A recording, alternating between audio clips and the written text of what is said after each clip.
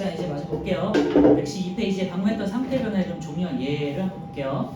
상태 변화는 그러면은 어떤 것들이 있느냐? 융의 기와 승화, 이제 열을 공급할 때 가열 조건이 되겠고요. 그다음에 오른쪽에는 이제 냉각 조건이요. 차갑게 식히는 거죠. 응고, 액화, 승화 이런 것들이 있는데요. 자, 융에부터 보시면요. 뭔가가 녹는 걸 말하는 거예요. 고체가 액체로 녹는 거. 아이스크림이 녹는다. 그죠? 뭐 예를 들면 뭐 버터가 녹는다. 초콜릿이 녹는다. 아니면 아까 전에 했던 두 번째 용광로에서 철이 녹는다. 이런 것들이 고체가 액체가 되는 거죠. 그리고 뜨거운 프라이팬 위에 버터가 녹는다. 초에 불을 붙이면 녹아서 촛농이 흘러내린다. 초 기본적으로 고체 상태잖아요. 그죠? 파라핀이라는 물질이 이제 단단하게 굳어 있는 건데 고체 상태죠. 그래서 초 다 켜보셨을 때니까 녹으면서 이렇게 뭔가 흘러내리잖아요. 그게 액체 상태죠. 자, 그다음에 기화를 볼게요. 액체에서 기체가 되는 거. 마르는 거죠. 네, 마른다. 아까 전에 봤던 우리 뭐 증발 같은 거 찾으시면 돼요. 마르거나 뭐 수증기가 되거나 알코올이 마른다. 물이 점점점 줄어든다. 이것도 증발, 수증기가 되는 거죠. 그 다음에 가열 조건은요. 에서 승화, 고체가 기체가 되는 승화 보시면요. 여기가 조금 더 이제 이런 거는 기억해 두셔야 돼요. 드라이 아이스 크기가 점점 작아진다. 이런 거는 잘 아실 거고. 두 번째, 냉동실에 넣어둔 얼음이 점점 작아진다는 건데요. 얼음 같은 거 되게 냉동실에 오래 있으면 그냥 녹지 않고 쭈그러들거든요. 얼음 크기가 그 우리 얼음 그 트레이에다가 넣었을 때는 되게 물을 가득 부어서 넣잖아, 그지? 근데 점점점 되게 오랜 시간이 지나면 몇 달이 지나면 얼음이 이렇게 쪼그라들어 있어요. 그런 게 이제 얼음도 수증기로 변할 수 있다라는 걸 보여주는 거예요. 그리고 영하의 날씨에 그늘에 있던 눈사람의 크기가 작아진다. 우리가 눈사람을 겨울에 만들어 놓잖아요. 그러면 당연히 햇볕 바른 양지에다가 두면은 바로 바로 사라질 거 아니에요. 녹아서, 그렇지? 그런데 음지에다가 되게 추운 곳에 음지에다가 두는데도 눈사람이 되게 쪼그라드는 걸 볼 수 있어요. 그게 이제 얼음이 수증기로 작아진 걸 수증기로 날아가면서 눈사람이 작아진 거고요. 이런 거를 이용해가지고 만든 이제 음식법들이 이제 여러분들 라면 스프 있죠? 라면 스프 같은 동결 건조하는 방법이 있어요. 그래서 높은 온도에서 끓이거나 뭐 이렇게 굽는 게 아니라 낮은 온도에서 이렇게 수증기만 날려서 건조시키는 방법. 보통 이제 우주인들이 먹는 식품에 이런 걸 많이 쓰거든요. 부피를 줄이기 위해서. 요거 이제 동결 건조라고 하는데 여러분들 잘 먹는 라면 스프가 해당되겠어요. 그 다음에 뭐 제가 아까 잠시 말씀드렸지만 황태 있죠? 황태. 네, 황태나 뭐 오징어 같은 것들, 방건조 오징어 같은 것들을 낮은 온도에서 영하에서도 날려서 수증기를 날려가지고 말리는 방법. 이런 게 이제 승화가 되겠죠. 제가 냉각 조건을 볼게요. 오른쪽에 응고, 액체가 고체로 이제 단단하게 굳어가는 거예요. 이제 열을 잃으면서 단단히 굳어가는 거죠. 냉동실에 넣어둔 물이 어는 거, 아니면 겨울에 고드름이 어는 거, 그 다음에 고깃국을 시키면 기름이 굳는 거, 그 다음에 고든 말씀드렸고, 이제 양초에서도요. 촛농이 되는 거는 촛농이 흘러내리는 거는 이제 고체에서 액체가 되는 거지만 촛농이 다시 굳는 거는 응고가 되겠죠. 그리고 뭐 용암이라든지 이런 것들이 다시 굳는 것들, 이런 것들은 이제 응고가 되겠고요. 액화는 기체가 액체가 되는 거예요. 그래서 수증기가 물방울이 돼서 맺히는 걸 우리가 이슬이라고 하거든요. 그래서 이슬이라든지 안개라든지 뭐 김 이런 것들 있잖아요. 이런 것들이 이제 액화가 되겠고요. 액화는 수증기가 물방울이 되는 거고요. 그래서 안개, 구름,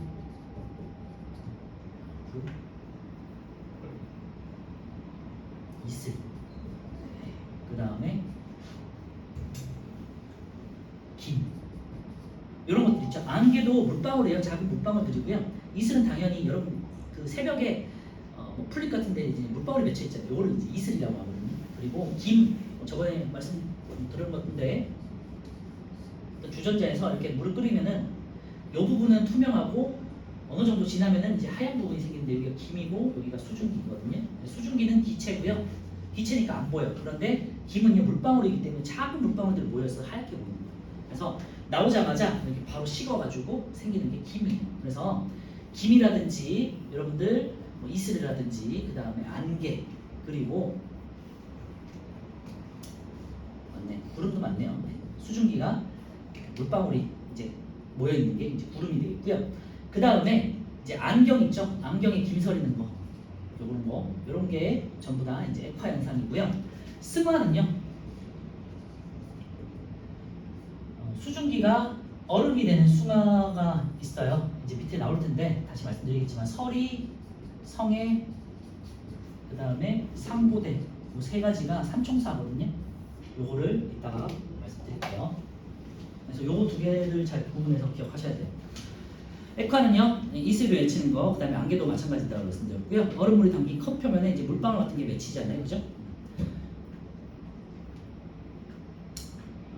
대표적인 게 우리가 이제 냉동실이나 차가운 곳에 있던 캔 음료 같은 거를 공기 중에 딱 꺼내 놓으면요, 주변에 있던 이제 예를 들면 여름에 캔 음료를 차갑게 해서 내놓으면 거기 물방울이 맺히잖아, 그지? 수증기가 식어가지고 그렇게 된 거예요. 그리고 세 번째, 추운 겨울 밖에 있다가 따뜻한 실내에 들어가면 안경이 뿌옇게 변하거나 이제 김서리는 것들, 아니면 목욕탕에 가면 이제 유리 같은 데 김서리잖아요, 그지? 이런 것들이 이제 액화 현상이고요. 승화의 요새 삼총사 기억하세요? 나뭇잎에 서리가 내린다. 그 다음에 추운 겨울 유리창에 성해가 생긴다. 겨울철 높은 산에서 수증기가 나무에 얼어서 상고대가 생긴다가 돼 있는데요. 서리, 성해, 상고대 세 가지 동그라미 쳐놓고 잘 기억해 두세요. 전부 다 수증기가 바로 얼음으로 반하는 현상이고요. 기온이 적당하게 그냥 상온일 때는 그냥 수증기가 물이 되겠죠, 그렇지?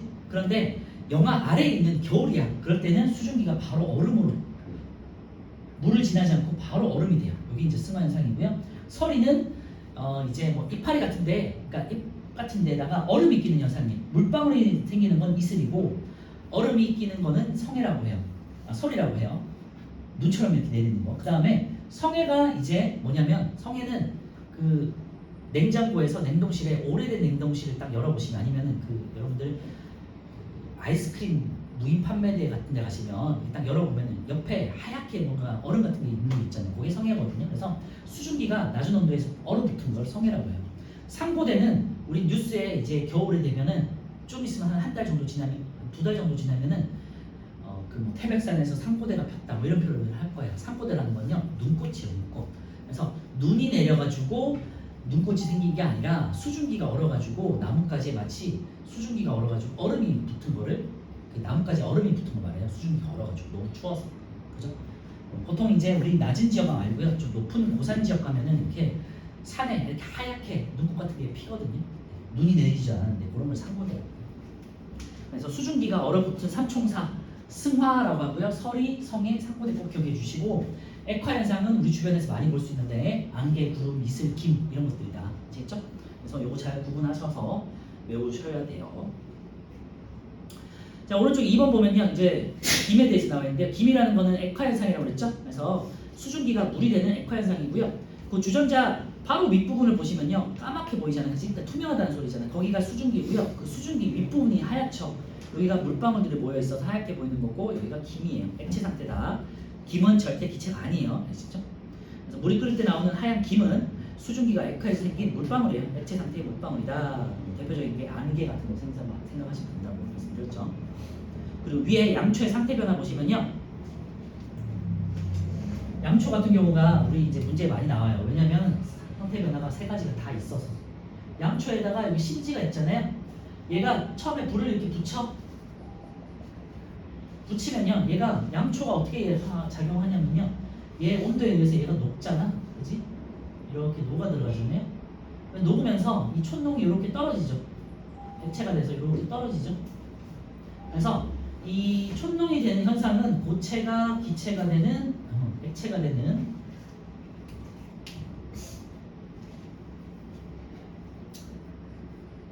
융해가 되겠고요. 얘가 식으면은 이제 얘 녹는 부분은 고체가 액체가 된 융해가 되겠고요. 녹아가지고 딱 떨어져서 바로 굳어버리잖아. 그러면 액체가 고체가 되는 원고가 되겠죠. 이 두 가지를 배웠고, 그 다음에 여기서 더 있어요. 촛농이 여기 녹아가지고 액체 상태에서 심지를 타고 올라가면서 연료를 공급하는 게 이제 초의 원료거든요. 이온이거든요. 파라핀이 녹아가지고 심지를 따라서 올라가면서 연료를 공급하는 거죠. 그러면은 이 액체가 기체로 다시 변할 거 아니에요? 온도에 따라서. 요거는 기화가 되겠죠.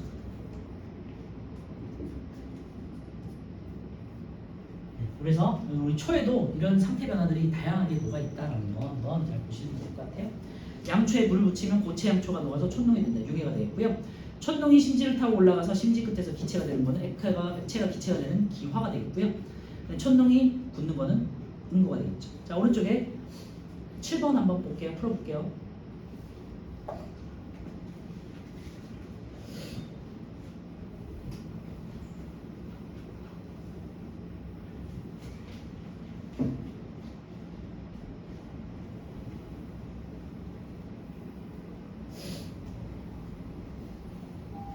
수증기가 얼음이 되는 우리 승화성, 승화 대표적인 삼총사 서리, 상해, 성해, 서리, 성해, 상고대 꼭 기억하세요.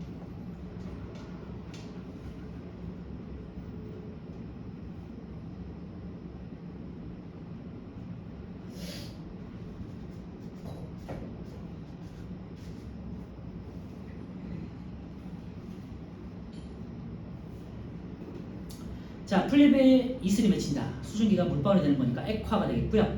물이 끓어서 수증기가 된다. 그리고 또 액체가 기체가 되는 거니까 기화가 되겠고요. 겨울철에 초막 끝에서 고드름이 생긴다. 물이 고드름이 되는 거는 이제 응고가 되겠죠. 그 다음에 추운 겨울 유리창에 성해가 생긴다. 성해는 이제 승화라고 했죠. 수증기가 바로 얼음이 되는 승화. 철이 녹아서 샘물이 된다. 고체가 액체가 되는 융해가 되겠고요. 얼음이 점점 작아진다. 이거는 이제 승화죠. 고체가 기체가 되는 승화. 그렇죠?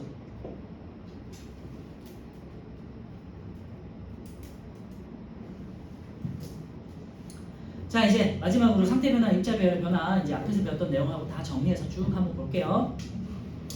그림을 한번 보세요. 왼쪽에 제일 왼쪽에 있는 고체고요. 그 다음에 액체가 있고 기체가 있어요. 기체는 굉장히 입자 사이 거리가 멀어졌죠. 그리고 액체는 고체보다는 덜 규칙적이다. 이렇게 볼 수 있고요. 자, 밑에 있는 표 보시면요. 융해, 기화, 승화. 그러니까 가열 조건이에요. 그래서 고체가 액체가 되고 액체가 기체가 되는 이 조건에서는 입자의 운동성은 점점점 활발해지죠. 그렇죠? 열을 받았으니까 입자의 운동이 활발해지지. 그러니까 입자의 배열은 어떻게 돼요? 점점점 규칙에서 불규칙화 되겠죠. 그리고 입자 사이의 거리가 멀어지겠죠. 입자 사이 거리가 멀어지면요, 입자 사이 인력은 약해지겠죠. 여기까지 같이 외우는 거다, 그지? 입자 배열이 불규칙으로 변하면 입자 사이 거리는 멀어진다. 그래서 입자 배열 불규칙 밑줄, 입자 사이 거리 멀어진다 밑줄, 그다음에 입자 사이 인력 약해진다. 이렇게 되겠죠.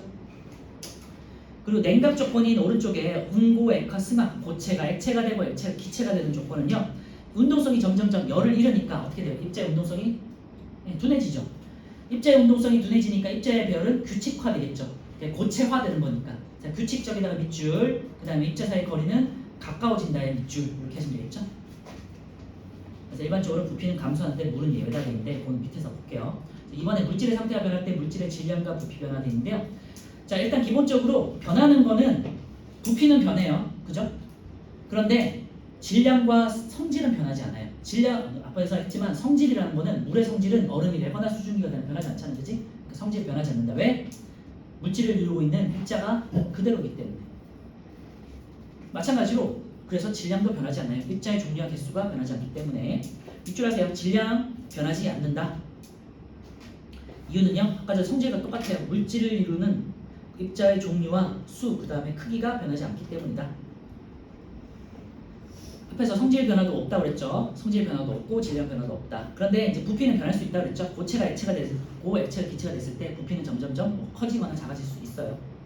대부분은 이제 고체가 액체가 됐을 때 부피가 커져요. 그런데 물은 예외예요. 부피는 변하는데 물질을 구성하는 입자의 별이 달라지기 때문이다. 밑줄만 해놓으시면 될 것 같고요. 자, 오른쪽에 물질의 상태가 이제 5번이에요. 물질의 상태가 변할 때 변하지 않는 것과 변하는 것 보시면요. 변하지 않는 것, 밑줄 하세요. 입자의 종류와 입자의 개수 변하지 않는다고 그랬죠? 이것 때문에 물질의 성질과 질량도 변하지 않아요. 밑줄에 놓으세요. 근데 변하는 건요. 입자들은 열을 받으면 운동성이 변하잖아요. 그래서 운동이 활발해지고 열을 잃으면 운동이 둔해지잖아요. 그래서 입자의 운동은 변할 수 있고요. 입자의 배열이라는 건 거리라고 생각하시면 돼요. 입자 사이의 거리에 의한 배열이 달라질 수 있고 물질의 부피도 달라질 수 있다. 밑줄은 안 해도 되고 변하지 않는 것을 위주로 꼭 외우세요. 입자의 종류와 개수가 변하지 않기 때문에 성질과 질량이 일정하다. 됐죠? 자, 위에 4번을 또 볼게요. 물이 응고할 때 부피 변화 보시면요. 물은요, 어디 뭐 옛날에 책 같은 거 많이 보셨다면 과학을 좋아하시는 친구들은 과학책이라든지 영상 같은 거 보시면요. 물은 얼을 때 아니면은 눈이나 얼음 결정을 보시면요. 육각형 고리로 돼 있어요. 그래서 안에가 뻥 뚫려 있어. 그래서 오른쪽에 보시면요. 고체 얼음 같은 경우는요. 이렇게 육각형 고리로 돼가지고 안이 뻥 뚫려 있어. 그래서 물은 입자들이 이제 이렇게 생겨가지고 그냥 나중에 배우세요. 그냥 입자가 이렇게 생겼다고 생각하시면 돼요. 이런 식으로 해서 얘네가 딱 떨어져 있어요. 이게 액체야. 그런데 기체 같은 경우는 얘네 입자들이 더 멀리 떨어져 있는 거지. 근데 얘네가 붙어가지고 고체가 되면요. 얼음이 되면 이런 식으로 얘네가 안쪽에 육각형 고리를 이뤄요. 이런 것들이 이제 이렇게 이제 이어서 붙어져 있어. 이런 식으로. 그러니까 안에가 뻥 뚫려 있는데 모양이 일정하게 정형화돼 있잖아요. 그러니까 부피가 오히려 커져. 얘네보다, 물보다. 그래서 얼음은 예외예요. 보통은 부피가 고체보다는 액체가 커지잖아요. 녹으니까. 액체보다는 기체가 큰데 물은 얼음이 고체인 얼음이 물보다 부피가 커져요. 그리고 수준이 이렇게 돼요. 그래서 얘를 잘 기억하셔야 돼요. 물보다 얼음이 부피가 더 커지는데 그 이유는 얼음은 얼면서 육각형의 정형화된 결정을 이루기 때문에 여기 뻥 뚫려 있어서 그런 거고요.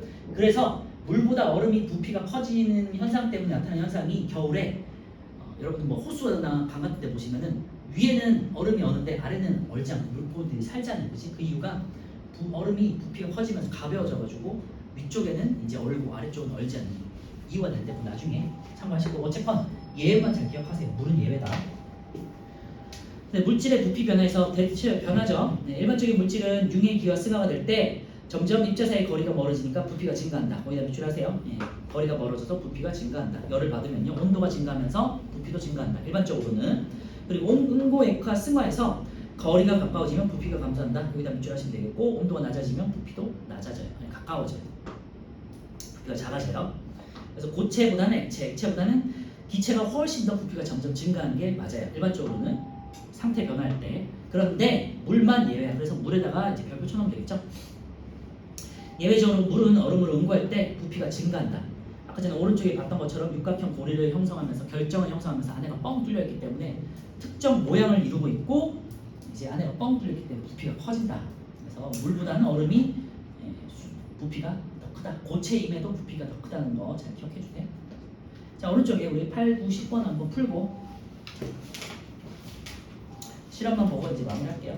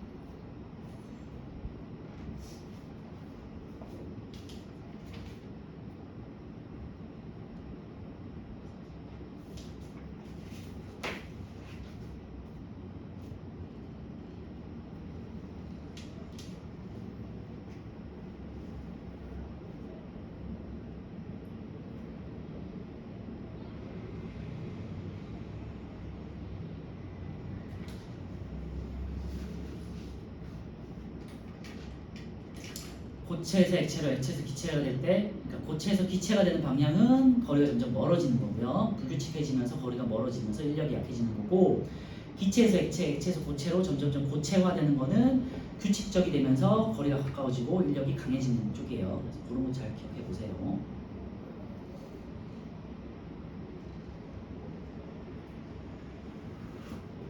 하나하나 천천히 볼게요. 같이. 8번 입자 사이의 거리가 멀어지는 건요. 이제 고체가 고체 쪽으로 가는 방향을 찾으시면 되겠죠.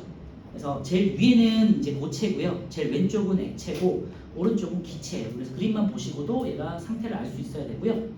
그래서 답을 부르면요. 8번에 1번은 B, C, E가 되겠고요.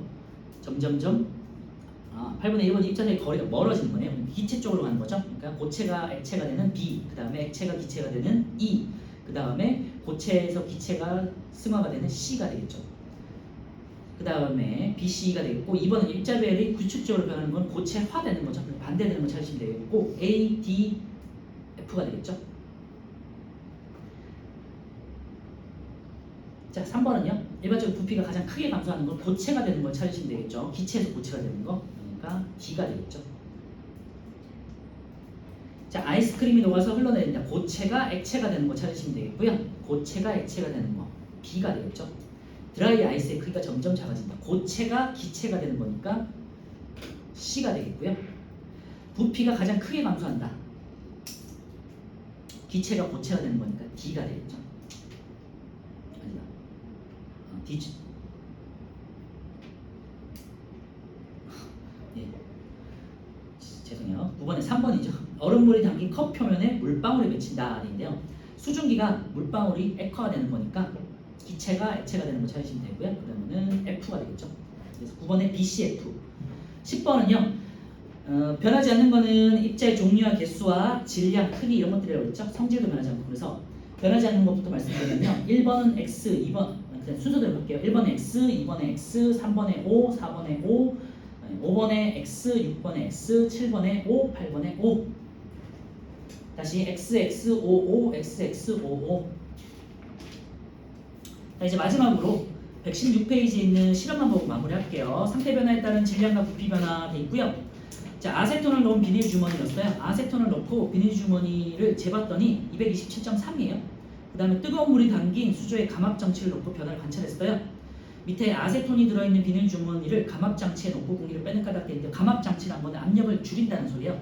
공기를 이렇게 빼내는 용기가 있거든요. 이제 가정용으로 뭔가 보관할 때, 음식물을 보관할 때 이렇게 진공 상태로 만들어주는, 공기를 빼서 그런 주방 기구가 있는데요. 거기다가 넣고 공기를 빼줬어. 감압 장치에 넣고 공기를 빼면 압력을 줄였기 때문에 공기 영향을 줄여서 질량을 정확하게 측정할 수 있기 때문이다 돼 있고요. 자, 그래서 결과 위에 결과 보시면 비닐 주머니가 부풀어 오르고 액체 아세톤이 사라진다. 네, 아세톤이 이제 액체 상태였는데 기체가 되면서 마치 사라진 것처럼 보인다는 소리죠. 그래서 밑에 오른쪽에 5번 보시면요. 아세톤의 상태가 액체에서 기체가 변됐는데도 일단 빵빵해졌으니까 기체로 변한 걸 알 수 있고요. 그 다음에 질량 변화가 227.3 그대로 있죠. 그러니까 상태가 변화해도 질량 변화는 없구나라는 걸 확인한 실험이에요. 자, 해석. 아세톤이 기여할 때 아세톤 입자의 종류와 수는 변하지 않죠. 그다음에 입자 배열만 달라지기 때문에 거리가 멀어져서 부피가 늘어난다. 자, 정리. 마지막으로 물질의 상태가 변할 때 입자의 종류와 수는 변하지 않으므로 물질의 성질은 변하지 않고요. 혹은 질량은 변하지 않고요. 입자 배열이 변해서 입자 사이의 거리가 달라지므로 물질의 부피가 변한다. 배열이 달라져서 거리가 달라지므로 부피가 변한다. 그죠? 그러니까 길이가 변하니까 부피가 변하는 거고요. 성질과 질량은 변하지 않는다. 왜? 입자의 종류와 개수와 크기가 같기 때문에. 됐죠? 자, 오늘 여기까지 할 거고요.